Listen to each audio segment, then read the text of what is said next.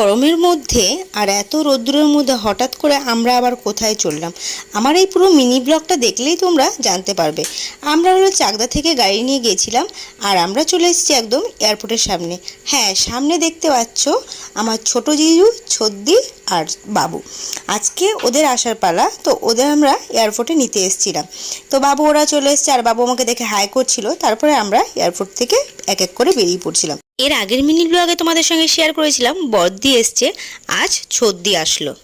এপ্রিলের দিকেই দুই দিদি আসে, বাবুদের এক্সামও শেষ হয় আর সামার ভ্যাকেশনও চালু হয় এর জন্য। তো আমরা গাড়িতে উঠে পড়েছি, এবার আমরা চাকদা যাব।